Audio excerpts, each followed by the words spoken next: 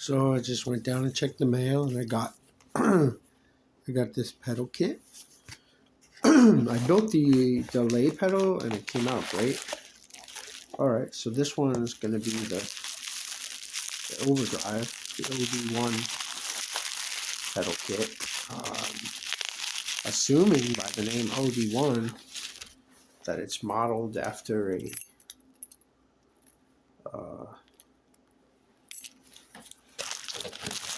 Boss OD1, which there are a lot of versions of that pedal, and I've tried certain ones side by side, and they sounded quite different. But Kobe did a video of this, I believe this exact circuit, and it sounded very great. Hard to tell what it'll sound like for my playing because I'm very heavy-handed.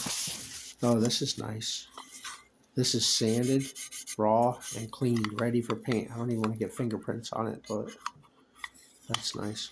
But I did have trouble with the last one. I actually had to grind the lip here, and I still couldn't get the battery to. Let's see if I got.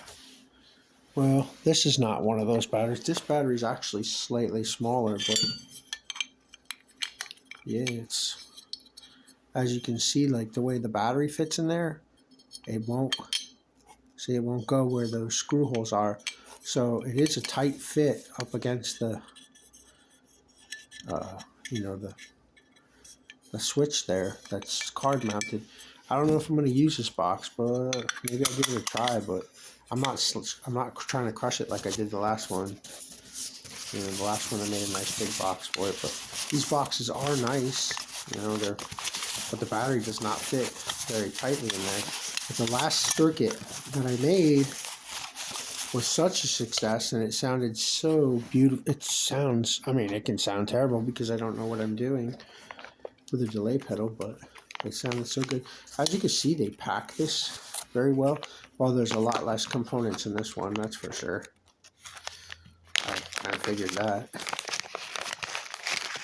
So if I could build that delay, here's the wires. They're all pre-tinned and pre-stripped. However, the last one, there wasn't quite enough wires. I needed to provide a couple of my own wires, which I'm over that. It's not a big deal. It comes with feet and screws. I like these knobs. These knobs are nice. I actually used them on the other box that I made. There's the knobs. They have a set screw on them, which is nice. You just have to watch how you turn your pots because they're split shaft pots, and if you turn them in all different directions to get them to fit in the box, you may end up with the set screw falling into that notch, which could frustrate the orientation of your arrow. I found things out the hard way. I learned the hard way. These do have what they call a slope on them, like a notched part. I guess that's where they're supposed to go, so that the wire goes up from underneath them and it doesn't pinch the wires to the circuit card. But it's very difficult to put these together because they're so close. But yeah, they are close. I'll tell you, it's a real challenge to fit this into this box. But the kit that I built is very nice. This is a very good switch. And it only has two orientations, that way or that way, and it does appear to be symmetrical. So it's a nice switch, and it's not confusing. Hope this video isn't too dark. It looks a little on the dark side. This is a nice jack. The jack works very well for the electric, for the 9-volt. The battery snap, it's not one of those very flimsy ones, but it is one of those sonically welded ones. It's not the hard snap. And if I want to replace it, it would never fit in this box. So I'll have to think about what I'm going to do there, because I did make a nice box for the other one, and it was very roomy, and it was easy to fit in there. So You know what I don't see here? Oh no, there it is. Don't jump to conclusions. There it is. The directions. This sticker peels off nice and easy if you want to put land tone on the end of your box, you know, to show off the company whose circuit you built. The sticker actually comes off the bag very easily. This is the circuit card.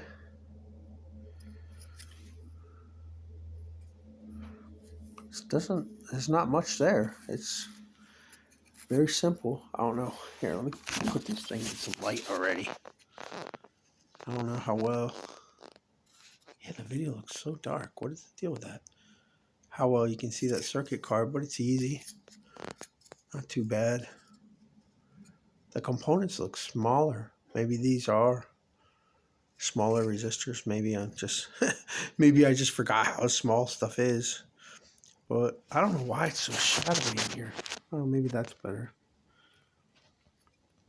Yeah, I can't show you because you can't see with all the shadows, but everything here is laid out on the card. Shows the directions of any transistor or even the direction of the chip.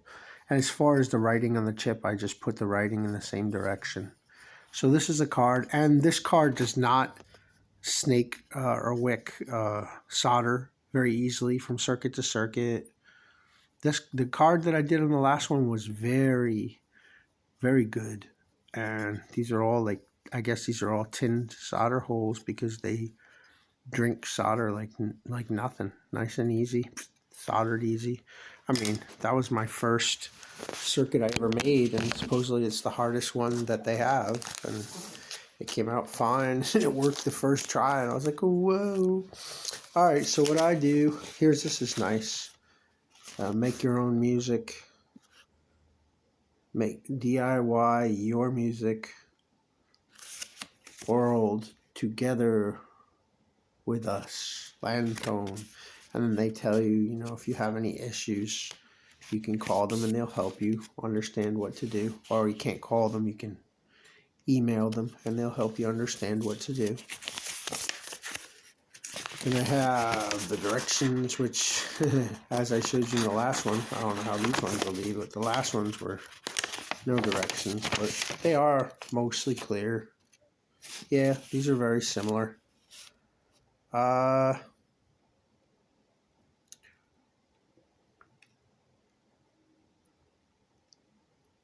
Yeah, it's very similar. You have the PWB. I don't know what it stands for. PWC, power circuit, and power bus. Maybe it's like, you know, there's like a big section on the back where everything is connected to one section.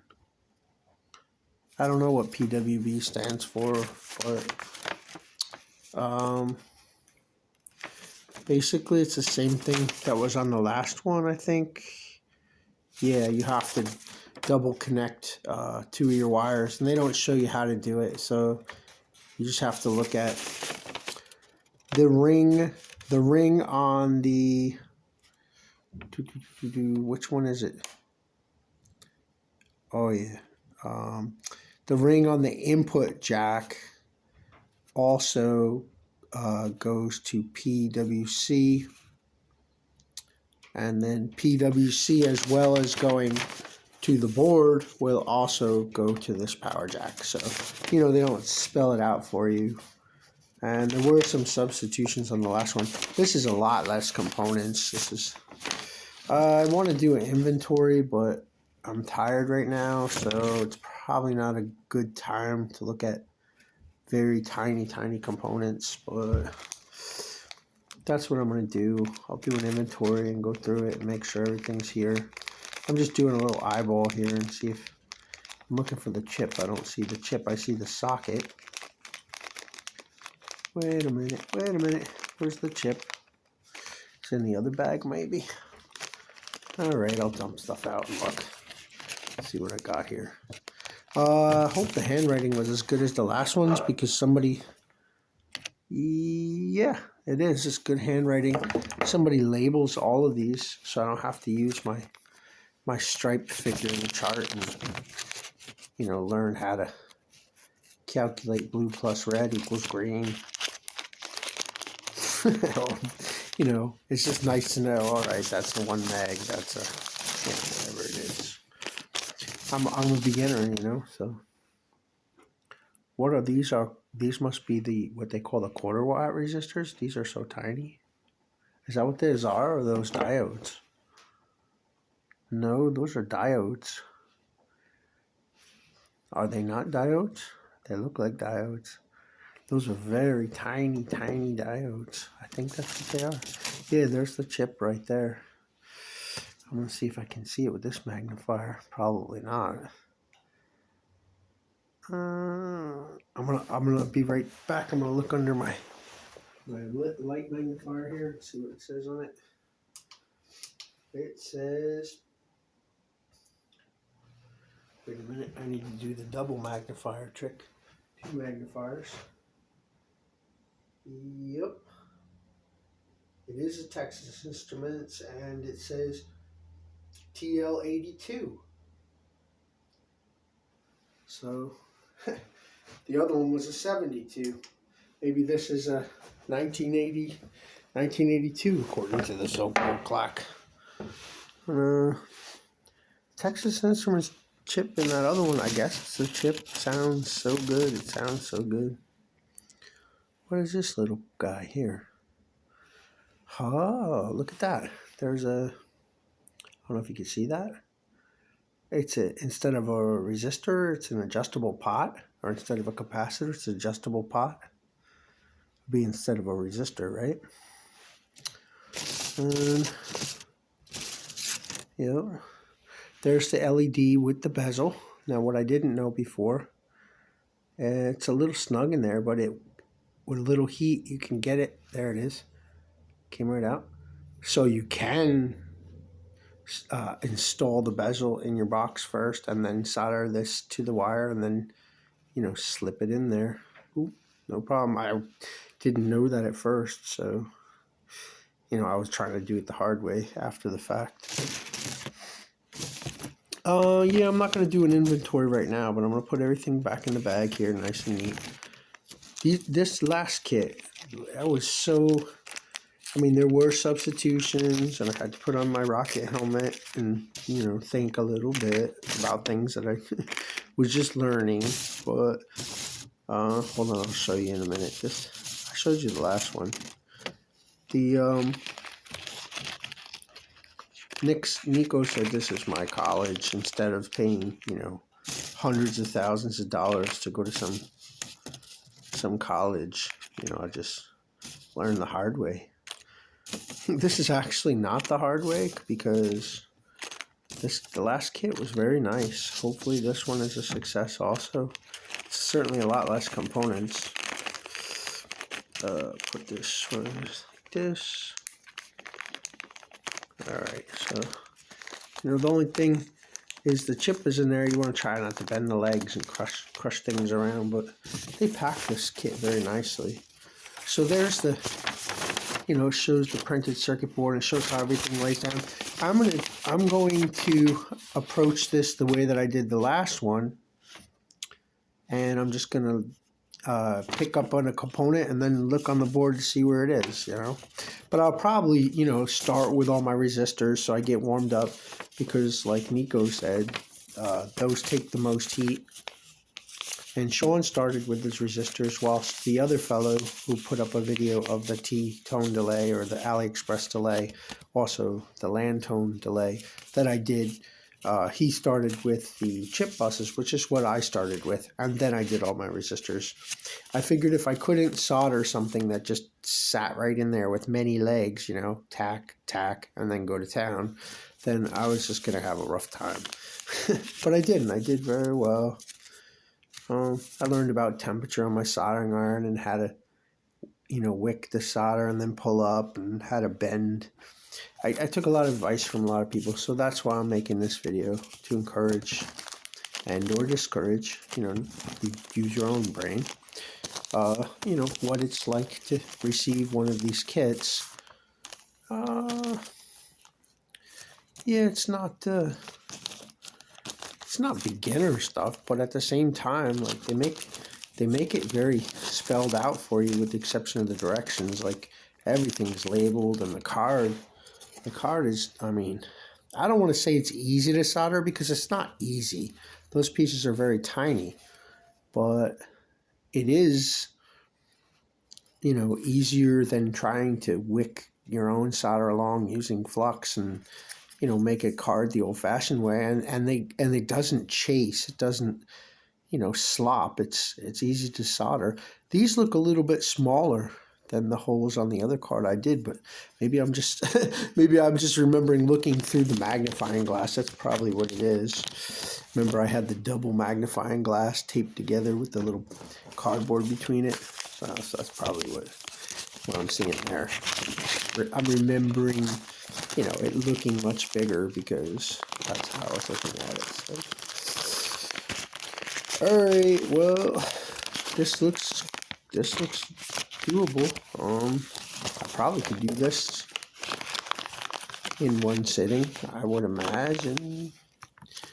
I don't know if they gave me enough wire, but they didn't for the last one, which was not a big deal. I mean, but the quality of that circuit, yeah, this is it here. That's in there. That's why I made the window for it, because I'm just like, this is not the poly bicarbonate. This is a dollar store picture frame, but I'm thinking of getting a sheet of that bicarbonate and doing that way. I can do like, 3/16 thick, and I can do the whole entire thing. So I could put the switch right on it and everything. But you can't see anything. It's so dark in here. And that which is not darking is glaring. That's not normal. You can see some of it there maybe. But I showed it in the other video. But I don't know if I'm going to use this box. I may use this box because it's such a simple circuit, and I may just challenge myself and try to stuff it. But I was very disappointed with how difficult it was to fit the battery in there, especially, the Amazon batteries are very fluffy. They're very swollen, but they're not, anything that I've never seen before. They're, a lot of batteries are slightly different tolerances, but it's a very tight fit in that box. So, and I do like to put a battery in a box. That's, the way I learned how to do things.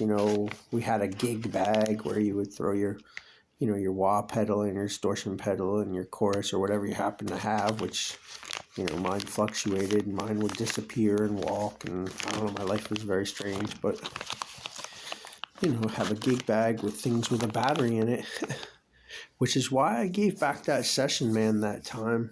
I would have liked to experiment with it and listen to it. I remember when I brought it back to the music store, the guy was like, "You did not like this pedal?" And I was like, all I know, right? All I know is I put it in my gig bag, and it just kept turning on. There was no off function for it. And it had a, one of those soft Ibanez momentary switches, not like a, you just touch it like this, and the pedal would be on. So it kept eating batteries very quickly, and I never even got to use it. I was like, nope, I just killed 2 batteries. I'm done. It's going back, or whatever. It might not even have been 2. It might have been 1. Well, and then I didn't know, like, it's like one of the rarest, collectible pedals on the planet, supposedly, but whatever. I had a few interesting ones, actually, but somebody did steal my KTR out of the mail. Or at least I don't know what happened to it. Maybe it's still on a slow boat from China somewhere, but somebody tried to, forge a package to my thing that came from a different address, and the guy from the post office went by 3 different names. So I don't know, maybe that KTR, like my real father once said, is on a slow boat from China. That's possible. But I did order a KTR quite a while back, and I never have seen it yet. And like I said, the odd item that I got was very suspicious, and the people who were answering the phone at the post office was very suspicious. Maybe what they were doing was, putting that odd thing in my mailbox with the wrong address and hoping that the KTR would show up, and they were like, wow, because my goal, not my goal, my name is Machado. My goal was to demonstrate that pedal and get a feel for the sound of it and listen to it and compare it to other things that I had heard, and then to auction it off for charity, which, at the time I figured would have got quite a bit of money. And I had 3 places in mind that I was going to donate to, and then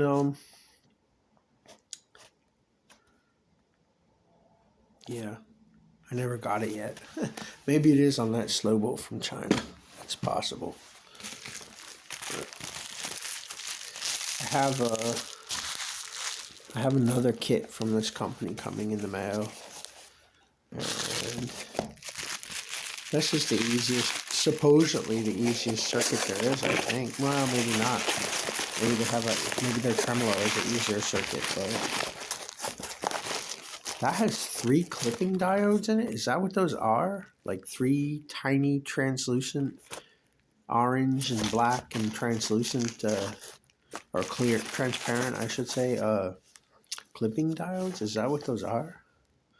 Because I thought the distortion comes from the chip, but maybe the chip is more of, used to color and boost and create some type of a distortion, and then the diodes actually do the clipping when you get to a certain point on the knob. It's like 3, I don't know what those are. They look like diodes. I didn't expect to see those in the kit. That's what they look like. I mean, I don't know much. Oh yeah, I did learn that a transistor is considered an integrated circuit. I didn't know that. There you go. Lantone effects or AliExpress effects. And then the other name they go by is Pro something, but they're Landtone. All one word, Landtone. This is the OD one.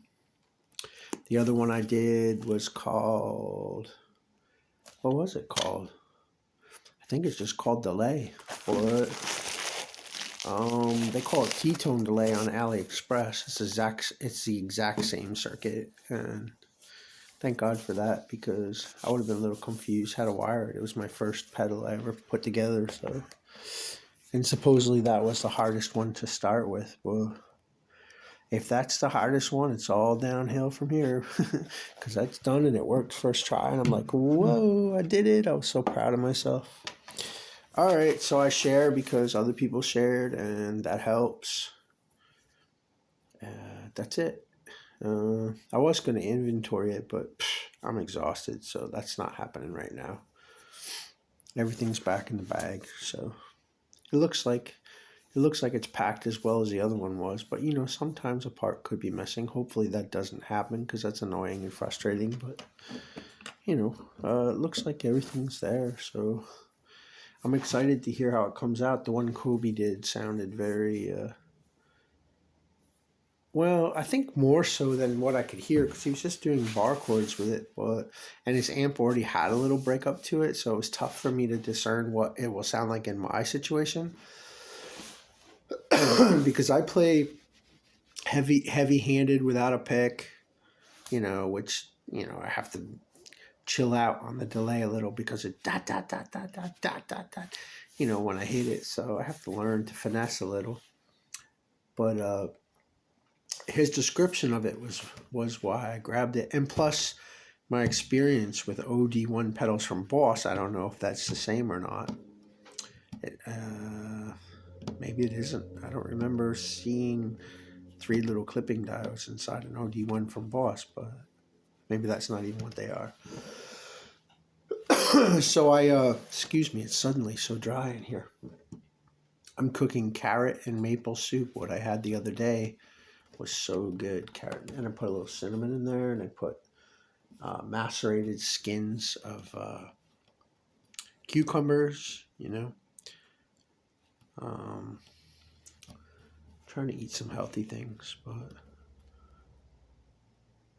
what was I going to say about it? Oh yeah, I had tried a few different OD1s, side by side, like literally not into each other, like just switch chords, try this one, switch the chord, try that one. And they do sound different. Different ones from different years sound different. And grossly so. The older ones sound very good. The one I had was only an 8-pin chip, like this. It was not the so-called famed 14-pin chip. It was just an 8-pin chip, and it sounded very good.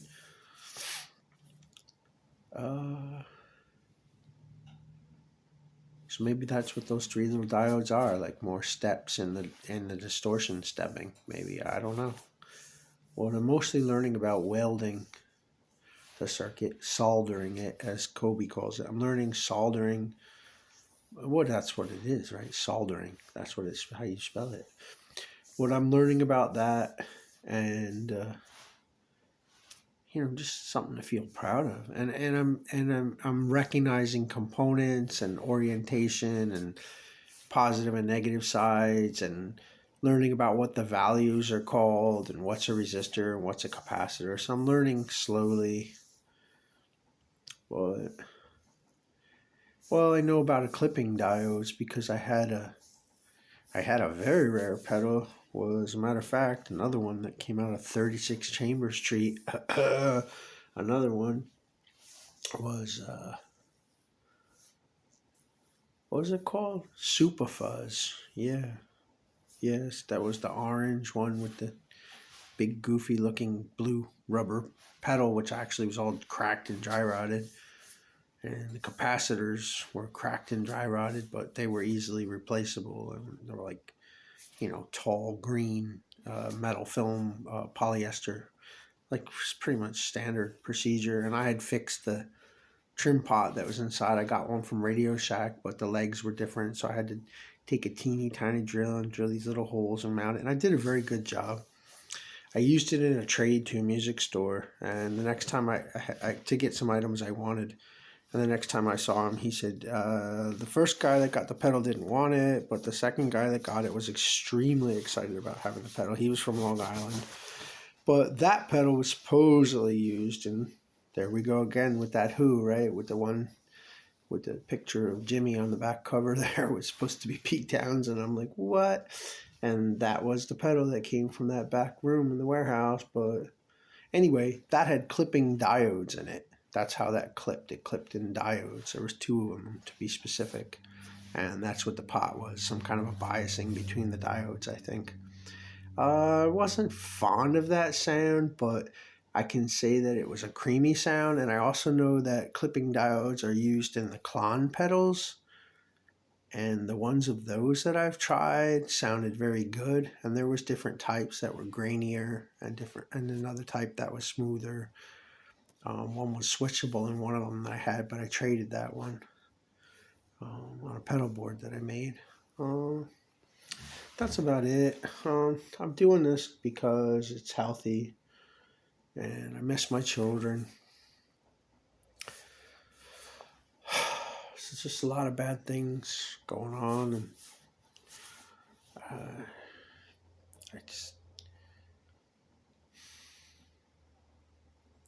technically, I'm honorable discharge during wartime from the United States service, but I have no veterans benefits. And, I am suffering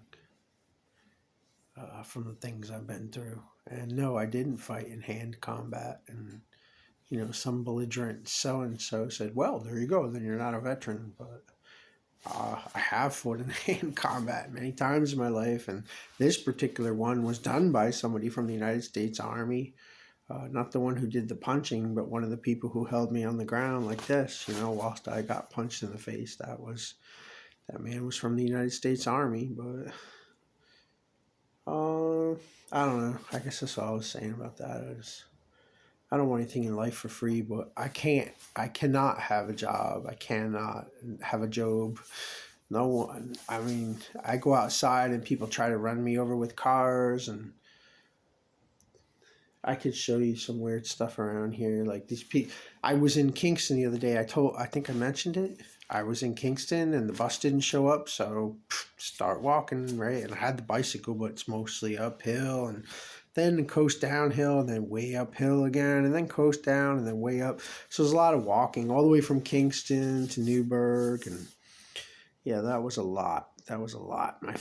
My muscles are feeling very tight. Not a good feeling, but not bad either. Anyway, so this guy shows up. He's from Kingston, and he tells me, "I'm from Kingston, Socrates." And I'm like, "That's where you live?" And he's like, "Yeah." And I'm like, "They sent you all the way down here to work on the cable across the hall from my apartment in the television room?" And he hooks up this box very terribly, and it says Ruckus on it. And he says he's replacing the old router that's there. And then he totally leaves the old router. And he was referring to me as an it. And so basically he came all the way down from Kingston to see about me. And he referred to me as an it. And I'm like, wow, he totally just referred to me as an it. He said, yeah, it's right here. And then I walked over to my door and I said, "Oh yeah, I thought you were talking about me before when you said it's right here." And then like he was on the phone with his friend. He goes, "No, I wasn't talking about you." And he goes, "Yeah, it's right here," like that. And I'm like, wow, he's a belligerent so and so. And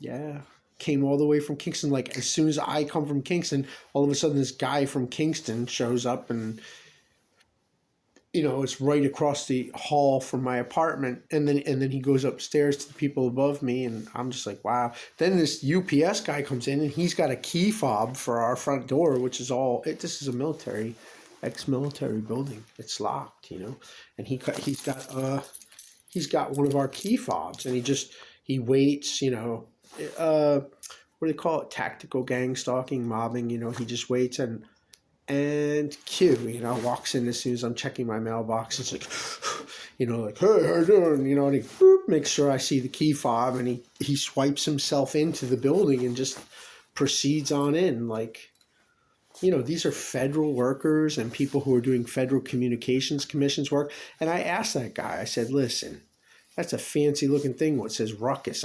We have enough Ruckus around here. I don't know, And I said, just so from a layman's point, one would think, because he was saying it was normal that all these other wireless fidelities would show up in front of mine on my phone in my apartment, right? Which is not so, because each thing, I said, it would seem to me from a layman's standpoint, somebody who just, doesn't know rocket genius or something, but it creates a field effect. And there's a certain Federal Communications regulation which says, that in an apartment complex where, you have wiring hooked up for the wireless fidelity, that, obviously their wireless fidelity is going to appear on top because there's a field effect generation. But I mean, I'm getting like 7 apartments away, just like generating stronger field effects. And my friend came in here and he's like, "Yes, that is very strange. Let me see your phone." And he's like, "Yeah, that's very strange." And so I don't know what's going on anymore, but I mean, I do. My one friend called it a harm reduction, but sure causing me a lot of stress. I can't even breathe in here. It's like I got a humidifier just pumping away like gallons of water a day, like, and it's so dry in here. And my thermostat's not on, the switch is off, the breaker's off. I do not have gas hooked up. I have my gas turned off, and it's so dry and arid in this apartment, like, and then the temperature just goes up and up. It's like not normal. And then it's cold, and then it's hot. I mean, I don't know if you can hear this, but it is actually creating a lot of tension and a lot of stress. There's somebody's calling me. There's a lot of radiation in here, like the sound, ultrasonic frequencies I talked about. Anyway, I'm gonna see who this is calling me.